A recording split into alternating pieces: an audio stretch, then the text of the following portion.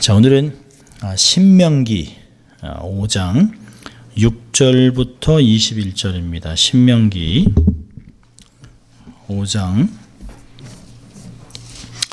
6절부터 21절입니다. 하나님 말씀을 봉독해 드립니다. 나는 너를 애굽 땅에서 종되었던 집에서 인도하여 낸 너희 하나님 여호와로라.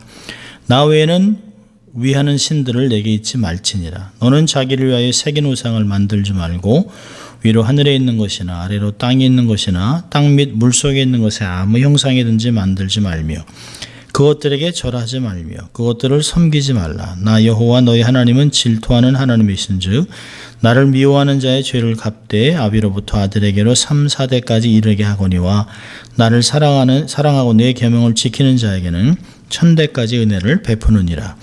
너는 너희 하나님 여호와의 이름을 망령되이 일컫지 말라. 나 여호와는 나의 이름을 망령되이 일컫는 자를 죄 없는 줄로 인정치 아니하리라. 여호와 너희 하나님이 내게 명한 대로 안식일을 지켜 거룩하게 하라. 엿새 동안은 힘써 내 모든 일을 행할 것이나 내 7일은 너희 하나님 여호와의 안식일인즉 너나 내 아들이나 내 딸이나 내 남종이나 내 여종이나 내 소나 내 나귀나 내 모든 육축이나 내 문 안에 유익하는 자에게도 아무 일도 하지 말고 내 남종이나 내 여종으로 너같이 안식하게 할지니라. 너는 기억하라. 내가 애굽 땅에서 종이 되었더니 너희 하나님 여호와가 강한 손과 편팔로 너를 거기서 인도하여 내었나니 그러므로 너희 하나님 여호와가 너를 명하여 안식일을 지키라 하느니라.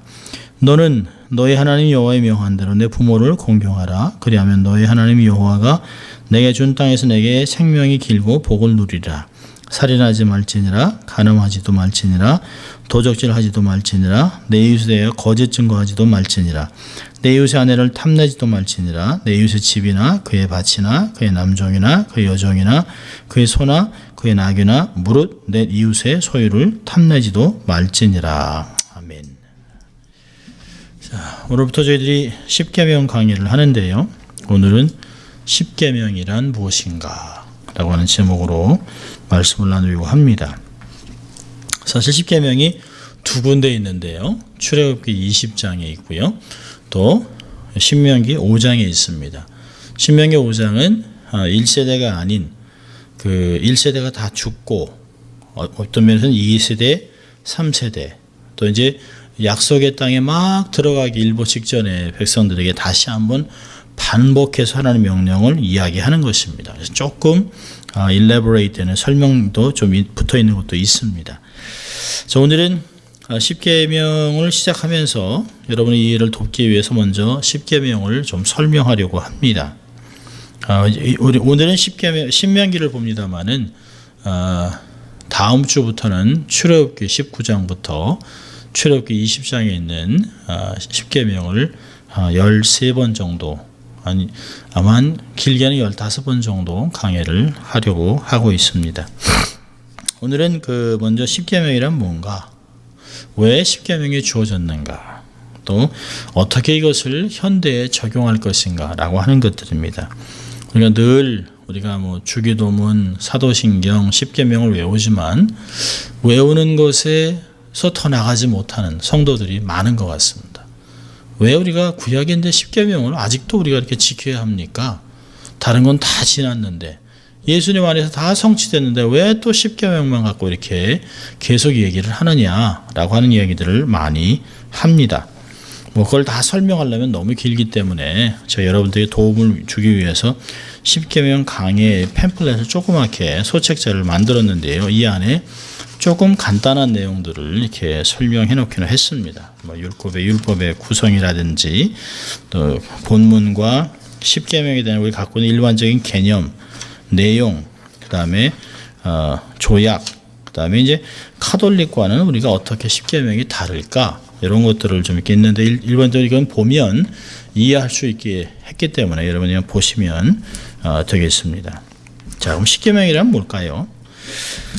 십계명이라는 것은 그 옛날 이스라엘 백성들이 애굽에서 400년 동안 종살이 했는데 그런 자들을 하나님께서 아브라함과 약속한 시간이 되어 때가 되어 그들을 능력과 은혜로 구해 주시고 그들이 먼저 구원을 받고 그들이 구원받은 자들의 삶은 어때야 할 것인가 라고 하는 것을 준 것이 율법이라고 하는 것입니다.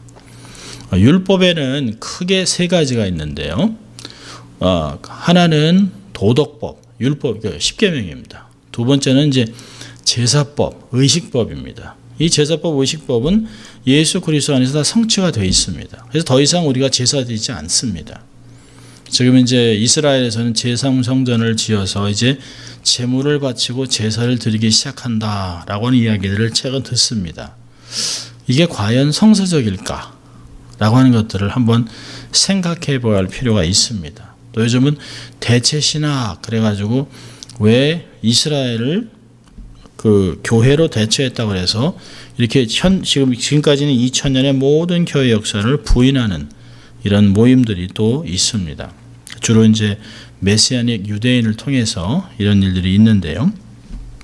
이런 것들을 보면 의식법이 예수 그리스도 안에서 다 성취되고 이제 더 이상은 제사를 더 이상 피를 흘릴 필요가 없다라고 하셨는데 이게 계속될 것인가 생각해 볼 일입니다.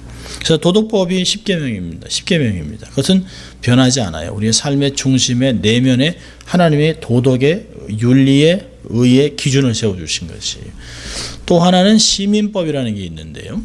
시민법은 그 시대에 맞게 조금씩 변화되고 있습니다. 일본과 그 한국과 중국이 조금씩 다른 것 같이 한국과 미국이 기본적인 인권은 같지만 시대가 다르면서 조금씩 다르게 생각해요. 여인들을 대하는 것과 또 종을 대하는 것과 지금은 종이 없잖아요. 옛날에는 종에 대한 법이 있습니다. 십계명 지나고 나서 바로 종의 법을 얘기를 해요. 그래서 종을 하나님이 허락하셨다. 그래서 지금도 노예제도는 괜찮다라고 하는 사람도 있고요. 노예제도는 있을 수 없다라고 하는 얘기를 합니다. 어쨌든 간에 이 도덕법 외에 의식법과 또 이 시민법은 다 그리스도 안에서 성취됐고 또 은혜의 시대를 살아가고 있습니다. 이스라엘 백성들이 저들이 비록 출애굽을 통해서 육신이 구원을 받았습니다. 출애굽을 했어요. 그렇지만 이들이 여전히 400년의 노예의 근성을 버리지 못했습니다. 그러니까 여러분 그 은혜가 먼저냐 또 말씀이 먼저냐 뭐 이런 걸 얘기하고요. 세례가 먼저냐 무엇이 먼저냐 얘기를 합니다. 이스라엘 백성들은 구원을 받은 후에 어떻게 살아야 될 말씀을 주어줬습니다. 그 출애굽을 먼저 한 것이에요. 출애굽을 하고 이들이 출애굽을 한 백성이 하나님의 백성으로 삶을 어떻게 살아야 된다라고 하는 것을 광야에서 주셨던 것을 볼 수 있습니다. 너무 쉽게 그 노예 근성이 나타나기 때문에 이런 것들을 정리하고 또 하나님의 백성들이 어떻게 살아야 되는가. 그래서 하나님이 사랑해서 언약 백성들에게 말씀을 주신 것이 바로 곧 십계명입니다. 이렇게 우리에게 주어진 그 십계명이 출애굽기 20장과 또 신명기 5장에 기록되어 있지만 계속 우리에게 계속해서 반복돼서 우리에게 전달되고 있습니다. 그러니까 이 십계명은 모든 율법의 핵심이라고 얘기를 해요. 하나님과 인간에 대한 확실한 언약이다, 불변하는 언약이다라고 이야기를 합니다. 외면적으로 보면 계명이지만 이것은 하나님이 백성들에게 무엇을 어떻게 또 어떤 모습으로 무엇을 목적으로 이 땅에서 하나님을 대신한 그 백성으로 다음 주 저희가 이제 십계명 서원에 대해서 얘기할 텐데요. 어떤 사람들에게 주어졌는가 이런 것들을 이제 보게 됩니다. 그리고 십계명이 주어진 목적은 뭐냐라고 하는 특별히 하나님께서 출애굽기 19장 5절과 6절에 그 온 열방을 위한 제사장 나라를 삼아 주셨어요. 제사장 나라의 삶이 무엇이냐, 어떻게 살아야 되냐라고 하는 것을 준 것이 바로 핵심이 십계명이라고 하는 것입니다. 그 십계명이 담겨 있는 법궤를 두고 우리가 언약궤라고 그러잖아요. 그리고 십계명을 기록한 책을 언약서, 언약책이라고 얘기합니다. 십계명은 언약의 정말 언약 중에 언약인 핵심입니다. 자, 십계명의 구조는 어떻게 되어 있을까요? 사실 보면 십계명 그러면 10가지잖아요. 1, 2, 3, 4, 5, 6, 7, 8, 9, 10, 10가지 계명으로 되어 있습니다. 근데 이게 크게는 두 가지로 나눠지는데요. 1계명에서 4계명까지는 대신 하나님을 향한 인간의 의무, 또 인간의 도리, 뭐 이런 걸 얘기하고요. 5계명부터 10계명까지는 대인, 사람들을 향한 인간들 상호간에 지켜야 될 의무, 이렇게 기록되어 있습니다. 이거를 우리가 뭐 본문을 보면 다 알 수 있습니다만은 이 부분에 대해서는 예수님이 이미 답변을 하셨어요. 예수님께서 한 율법사의 질문을 받고 대답을 한 마태복음 22장 34절부터 40절까지를 보면 내용이 잘 설명되어 있습니다. 한 율법사가 예수님을 시험하기 위해서 얘기를 하죠. 선생님이요, 율법 중에 어떤 것이 가장 큽니까? 어떤 것이 큰 겁니까? 라고 하니까 예수님이 대답을 합니다. 그래서 37절부터 얘기합니다. 내 마음을 다하고 목숨을 다하고 내 힘을 다해 뜻을 다해서 주 너의 하나님을 사랑하라 하셨으니 이것이 크고 첫째 되는 계명이다. 둘째는 그와 같은 내 이웃을 내 몸과 같이 사랑하라 하셨으니 이 두 계명이 온 율법과 선지자의 강령이니라. 요약이라는 것이에요. 핵심이라는 것입니다. 하나님을 사랑하고 사람을 사랑하고, 이게 사실 십자가의 핵심 중심이죠. 그러니까 예수님께서 말씀하신 첫째 계명은 1부터 4계명을 얘기하는 거죠. 하나님을 향해서. 또 두 번째 것은 5계명부터 10계명까지 내용을 말한 것입니다.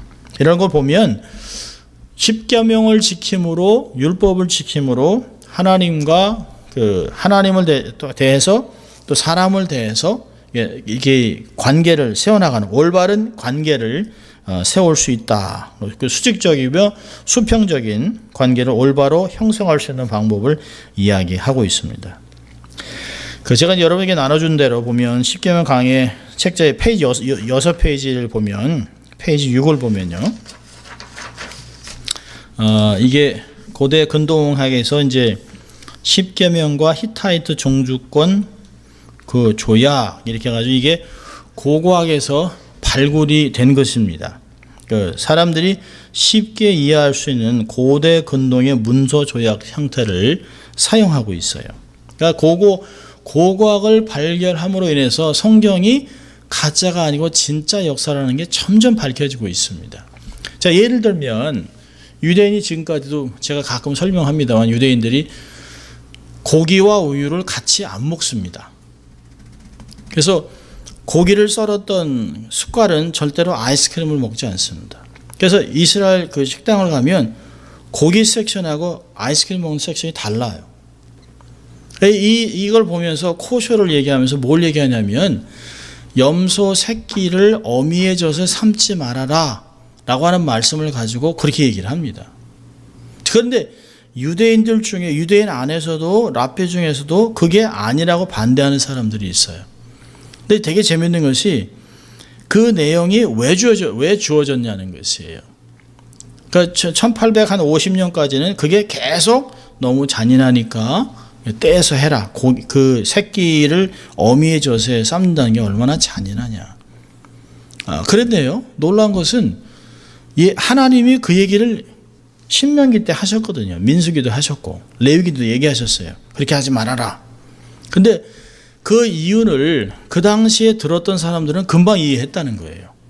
출애굽을 했던 이스라엘 사람들은 그 당시에 왜 그렇게 하는지 금방 알아들었다는 것이. 왜냐하면 그 당시에 이들이 들어가는 가나안 땅은 바알 신을 섬기는 사람들이에요. 그러니까 풍요의 신을 섬기는 사람들이 자기의 신에게 추수의 풍요를 구하기 위해서 했던 것이 뭐냐면 새끼를 어미의 젖에 삶아서 제단에 드리는 거예요. 그러니까 거기서 성경에서 얘기하는 새끼를 어미의 젖에 삶지 말라고 하는 것은 우상 숭배하지 말라는 말이지 그 고기와 그 아이스크림을 갈라 먹으라고 하는 코쇼 얘기하는 게 아니에요. 그런 걸 보면 이게 이 고고학에서 이 비문이 나왔습니다. 비문. 그래서 팔레스타인 지역에서 사람들이 풍요의 신을 위해 드릴 때 풍요를 위해서 그 농사를 지으면서 처음에 염소의 새끼를 어미의 젖에 삶아서 제단에 바쳤습니다. 그러니까 예수님이 하나님이 얘기하는 게 뭐죠? 너희들은 들어가면 하나님께 기도해야지 이런 걸로 제물로 우상을 섬기지 말라고 하는 것입니다. 그래서 고고학은 성경을 점점 그 시대의 하나님 말씀을 잘 해석하고 있습니다. 그래서 폭넓게 문화 속에서 전달된 것을 알 수 있어요. 지금 우리가 수천 년이 지났으니까 이 성경이 막 어려워지는 것 같습니다만 그렇지 않습니다. 예를 들어 창세기 15장 같으면 짐승을 둘로 쪼개서 그 언약을 맺는 사람이 쌍방이 그 피 위로 걸어가잖아요. 그러면서 누구든지 언약을 깨면 이 짐승같이 쪼개져 죽는다라고 합니다. 이게 쌍방의 계약이에요. 그러니까 모든 비즈니스나 족장들이 놀라운 것은 베두인 지역에서 지금도 이런 조약을 한다는 것이에요. 비둘기나 염소, 양 같은 걸 쫙 쪼개가지고 나귀 같은 걸 쪼개가지고 갈라놓고 피를 흥건히 하는 후에 그 위를 걷습니다. 정말 잔인하죠. 무서운 얘기죠. 근데 창세기 15장은 그걸 보여주지만 쌍방의 계약이 아닌 그 일방적인 계약, 하나님만 혼자만 이렇게 횃불이 진행한 것을 얘기하고 있습니다. 그러니까 아브라함은 그걸 금방 다 아는 것이에요. 또 그 당시에는 그 내용들을 다 알고 있었던 것, 중동에서는 다 알고 있었던 것이에요. 430년이 지난 광야에서 그 지역에서 통용되는 언약 조약인 히타이트 종주권 언약의 형태를 사용해서 그 당시에 너무 쉽게 십계명이 전달됐습니다. 여러분 페이지 6을 나중에만 읽어보시면 되겠지만 서두에 서원에 나는 누구다라고 얘기를 합니다. 십계명도 보면 나는 너희를 애굽에서 불러낸 여호와 하나님이라 얘기하잖아요. 이게 다 여기 있는 얘기예요. 역사적 서원을 하고 조약 규정을 얘기하고 그걸 보관해서 증인을 세우고 12도를 세우고 12부족이 그 증인이 되고 그것을 저주와 축복을 합니다. 그 내용이 다 있습니다. 부모를 공경하면 장수하고 안식함 이런 것들이 다 있습니다. 저주까지 다 있습니다. 그러니까 그 당시에 십계명을 받았던 이스라엘 백성들은 그 당시에 유행했던 조약의 형태를 통해서 금방 알아들은 것이에요. 그러니까 이런 문화들을 고고학들이 자꾸 발굴해가면서 성경이 얼마나 자세하게 쉽게 그 당시 사람들이 이해할 수 있도록 해줬는가를 이야기해주고 있습니다.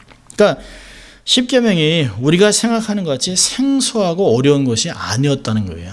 아주 심플한 그 형태로 나눠졌다고 하는 것입니다. 자, 십계명의 명령은 뭘까요? 십계명 내용 전체 형식을 보면 딱 두 가지예요. 하라, 하지 말라. 이것을 죄의 성격이 무엇인지 가르쳐주는 그런 내용들입니다. 사실 하지 말라는 말은 명령 위반죄를 말하면서 살인하지 마라, 도적질하지 마라, 간음하지 마라, 내 앞에 다른 우상을 두지 말라 이렇게 말하는 것은 그런 것을 하면 명령 위반죄가 되는 거죠. 하라고 말은 불순종의 죄를 말하는 건데요. 안식일을 지켜라, 내 부모를 공경하라 인데 이런 것을 하지 않을 때 그것도 불순종의 죄가 되는 거죠. 근데 순종하면 두 가지에 다 복을 받습니다. 하라고 하는 것에 순종을 하면 번영하고 장수하고 팽창하고 회복되고 그런 것이에요. 30배, 60배, 100배, 1000배의 복을 받습니다. 근데 하지 말라라고 하는 것에 순종하면 보호를 받고 보존을 받는 것입니다. 자, 근데 이렇게 보면 하라와 하지 말라가 보면 하지 말라가 8가지입니다. 하라는 2가지밖에 안 돼요. 근데 왜 이런 차이가 있을까요? 이것은 인간의 본성이 원래 죄에 쉽게 기울어집니다. 쉽게 영향을 받습니다. 그러니까 원죄의 결과죠. 그러니까 우리가 우리의 자녀들을 양육할 때 보면 우리가 긍정적인 말을 하는 것보다는 나이가 어릴수록 하지 말아라, 안 된다, 노라고 하는 말을 훨씬 많이 가르칩니다. 어린아이들도요. 처음부터 노라는 걸 먼저 배우잖아요. 뭘 줄까? 그러면 노 하면서 손을 내민다고요. 그러니까 이게 기본적으로 이 죄의 본성을 갖고 있어요. 다 부정적인 것이. 그러니까 부정적인 것을 그대로 키우면 아이들이 괴물이 됩니다. 그래서 그것을 방지하고 통제하기 위해서 하지 말아라, don't, no 라고 한 말들을 계속 반복하는 것이에요. 그래서 거짓은 가르쳐주지 않아도 너무너무 쉽게 잘합니다. 그런데 예절, 진리, 법도는 수도 없이 반복하고 반복해야만 교육이 되고 학습이 됩니다. 이것이 인간의 본성이 그렇기 때문에 이 십계명에도 우리의 본성을 너무 잘 알고 계신 하나님께서 하지 말라고 하는 8가지 계명을 딱 선으로 그어놓은 것입니다. 우리 인간은 항상 자기중심이에요. 자기중심이기 때문에 하지 말아라, 이러면 안 되지 라고 하는 것을 자기의 자성을 자꾸 하지 않으면 자기의 자아가 깨지지 않습니다. 그래서 주님이 나타날 때까지 자기의 자아가 깨지고 온전한 백성이 되기 위해 하지 마라가 훨씬 많습니다. 사실 명령이 2개잖아요. 하라 하지 말라. 사실 10계명뿐만이 아니에요. 전체 율법이 613가지인데요. 613가지가 딱 2개예요. 하라, 하지 마라. 그러니까 하라는 248가지, 하지 말라는 365가지. 다 합치면 613인데 유대인들은 그렇게 생각합니다. 하지 말라라고 라고 하는 365에는 매일 하나님이 금한 것들이에요. 하라라고 하는 건 248은 뼈의 마디가 248이라고 랍비들은 생각을 했습니다. 그래서 하나님이 분명히 그렇게 주셨을 것이다 라고 하는 것들을 이야기합니다. 근데 우리의 유익을 위해 주신 것이죠. 마음으로 순종하면 지키는 것은 어렵지 않습니다. 십계명은 우리가 기억할 것은 최저한 법률이라는 거죠. 최저. 그러니까 법률은 가급적 악을 범하지 못하게 막아낸 정도지 어떤 고귀한 표준을 지향하는 것이 아닙니다. 이거 하지 말아라. 그러면 밑으로 내려가면 안 되는 것이에요. 그러나 사람이 거짓말하지 말아라. 그걸로 끝나는 게 아니잖아요. 거짓말하지 말라고 하는 것은 최저입니다. 진실하게 말하고 더 고귀한 것들을 찾아가야 되는 게 우리의 삶이어야 됩니다. 그러니까 십계명은 최소한의 것입니다. 영원한 것의 그림자예요. 하늘에서 영원한 것을 누리기 전에 이 땅에서 최소한으로 주신 계명입니다. 그렇게 어렵거나 힘든 것이 아닙니다. 자, 그렇다면 왜 십계명이 주어졌을까요? 십계명이 주어진 이유는 첫째로는 하나님의 성품과 뜻을 알게 하기 위해서, 하나님이 원하는 게 무엇인지 아주 짧은 십계명 안에 하나님의 요구를 기록해 놓으셨습니다. 그걸 통해서 인간의 부패함을 잘 깨달으라는 것이에요. 성도가 할 수 없는 것을 예수님이 대신 해준 것, 그래서 그것을 계속 바라보게 만든 것입니다. 바울이 로마서 3장 20절과 21절을 보면 이런 말씀을 해요. 그러므로 율법의 행위로 그의 앞에 의롭다 하심을 얻을 육체가 없나니 율법으로는 죄를 깨달음이니라. 이제는 율법 외에 하나님의 한 의가 나타났으니 율법과 선지자들에게 증거를 받은 것이니라. 자, 이 율법이라는 큰 그림 안에 십계명이 있잖아요. 자, 그럼 율법의 역할은 뭘까요? 율법이 아까 613가지가 있다고 그랬습니다. 율법의 역할은 뭡니까? 4가지가 있는데 성경에서 보면 첫째로는 금방 읽은 것 같이 죄를 깨닫게 해줍니다. 로마서 7장 9절을 보면 죄라고 하지 않으면 죄인지 몰랐다는 것이에요. 그냥 있으니까 따먹었습니다. 근데 그거 건드리면 죄다라고 얘기합니다. 오늘 신문 보니까 빙고가 라이센스가 오면 안 되는 불법이랍니다. 그러니까 노인 아파트에서 할아버지들이 심심하니까 빙고를 한 거예요. 그러니까 노인 아파트에서 사람들을 모아놓고 빙고에서 되면 99전짜리 아주 싸구려 이렇게 줬는데요. 그게 도박 라이센스가 없으면, 갬블링 라이센스가 없으면 안 된다 해가지고 할아버지들이 벙 쪘습니다. 아니, 빙고가 이제까지 늘상 해오던 빙고인데 모여가지고 사람들이 모여서 그것도 돈 내고 하는 것도 아니고 이렇게 해가지고 심심풀이를 한 건데 그게 라이센스가 없으면 안 된다고. 그러니까 그걸 알려주니까 이게 안 되는구나라고 아는 것이에요. 그전에는 그냥 괜찮았습니다. 그러니까 죄라고 하니까 죄인 줄 아는 것이에요. 율법은 죄를 깨닫게 하는 거예요. 이건 아니다, 죄다, 거짓은 안 된다, 만지지 말아라, 먹지 말아라, 정령 죽는다 이렇게 얘기했으니까 죄인 줄 아는 것이에요. 이웃을 탐하지 말아라, 그러니까 안 되는 것이에요. 두 번째로는 율법은 죄의 비참한 결과를 드러냅니다. 그래서 두려움을 조성해요. 이거 잡히면, 그래서 거짓말하면 가슴이 두근두근하고 양심에 꺼리낌이 있고, 이렇게 해서 잡히면 감옥 가지. 모든 사람들이 그런 것에 대해서 결과를 생각하지 않는다면 사람들이 거짓말도 하고 쉽게 사람을 죽일 수도 있습니다. 근데 그게 안 돼요. 그래서 양심의 경종을 울립니다.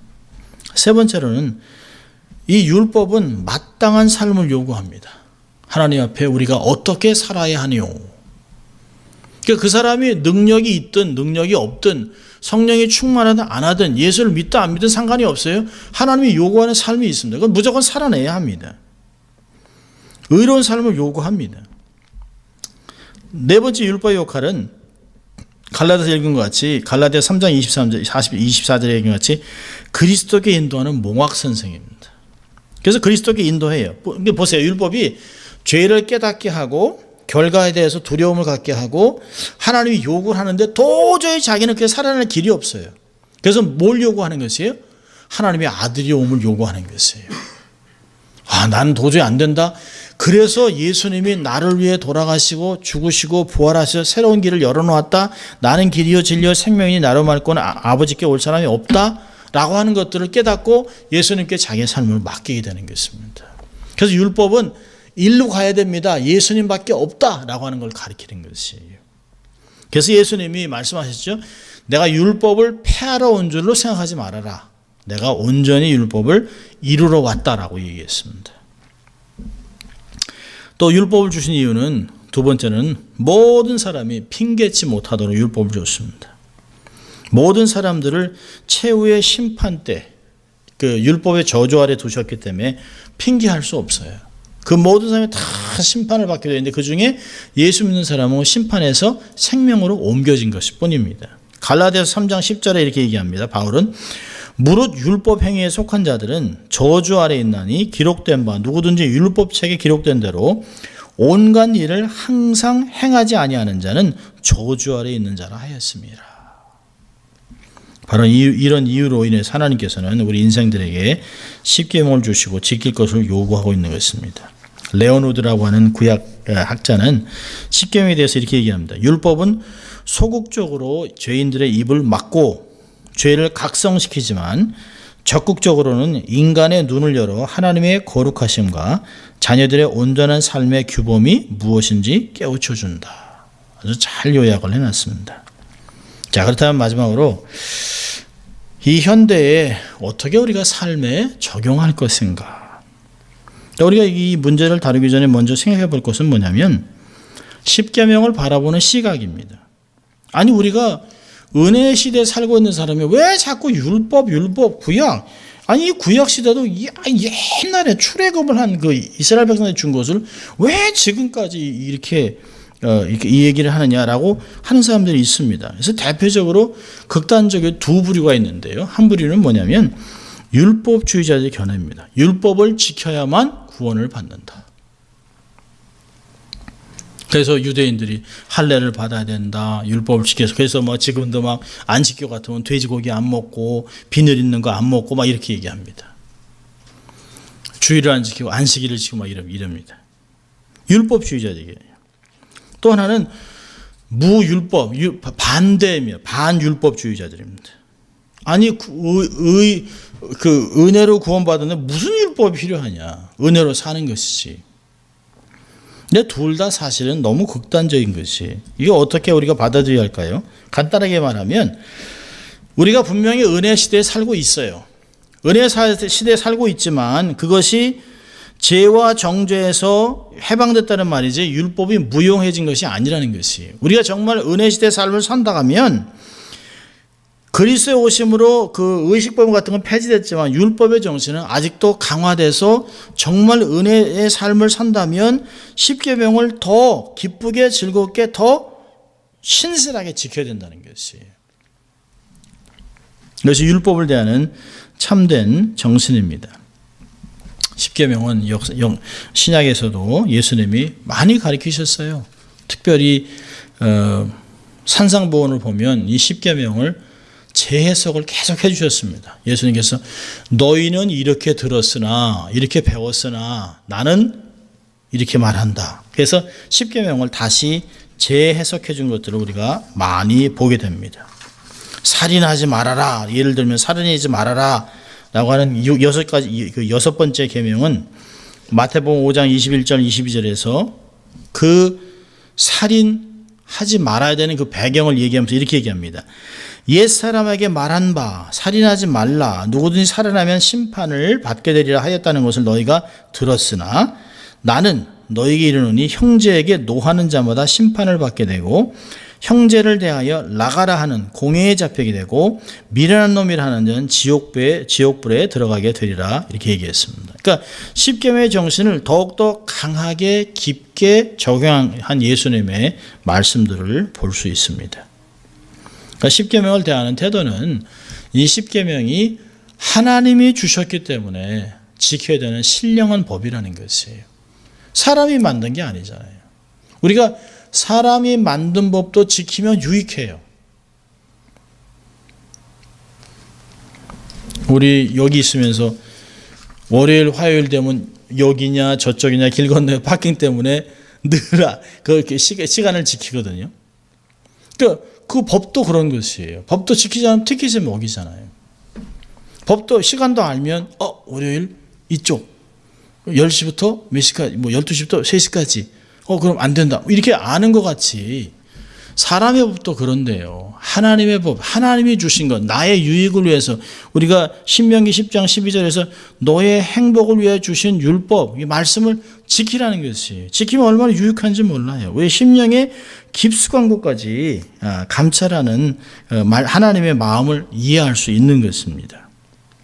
단순히 그 6계명에 살인하지 말라는 계명을 대할 때 단순히 살인하지 말라라고 하는 것을 국한할 것이 아니라는 것이에요. 제한하지 말라는 것이에요.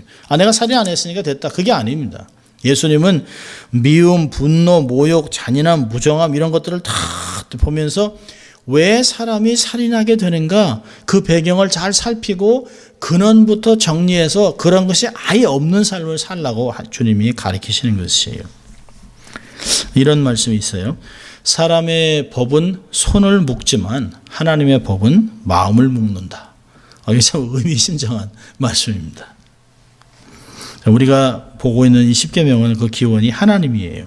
그러니까 하나님이 만드셨고 하나님이 거룩하신 하나님이 친히 선포하셨어요. 그리고 이것을 지키라라고 얘기하셨습니다. 이것을 늘 가르쳐라, 자녀들이 듣게 하라 이렇게 얘기하셨습니다.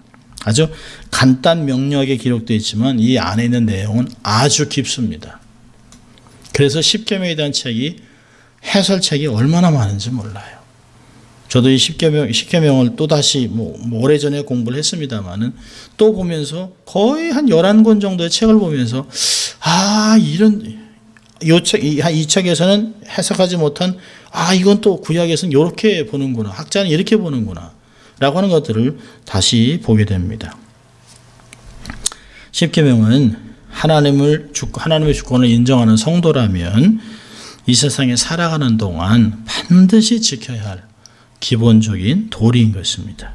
하나님의 백성으로 부름을 받은 사람이라면 그 누구도 예외 없이 시대와 환경을 초월해서 지켜야만 하는 근본적인 말씀입니다. 계율입니다. 그러니까 하나님의 은혜로 구속받은 모든 영혼들이 의무로 지키는 것이 아니라 사실은 기쁘고 즐겁고 감사로 하나님이 나를 구원하셨는데 내게 요구하는 이 작은 것 내가 지켜야지. 감사합니다. 나를 위해서 주신 것인데 라고 하는 것 마음으로 지켜야 되는 거죠. 예수님께서 요한복음 14장 21절에 그랬잖아요. 누구든지 나의 계명을 가지고 지키는 자라야 나를 사랑하는 자니. 나를 사랑하는 자는 나도 그를 사랑하여 그에게 나를 나타내리라. 하나님도 만날 수 있다는 것이에요. 얼마나 귀한 걸 말씀하셨습니까? 내가 계명을 지킴으로 받는 복이 너무 많습니다. 그래서 우리가 우리 모두에게 주신 이 계명을 기쁨으로 받아들이고 지킴으로 축복받는 성도들이 되시기를 주의 이름으로 축원합니다. 기도하겠습니다. 하나님 아버지 감사합니다.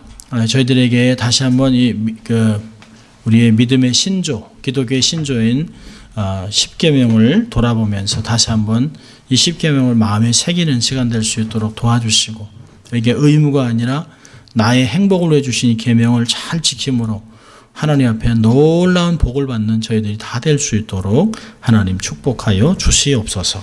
감사하고 예수님 이름으로 기도합니다. 아멘.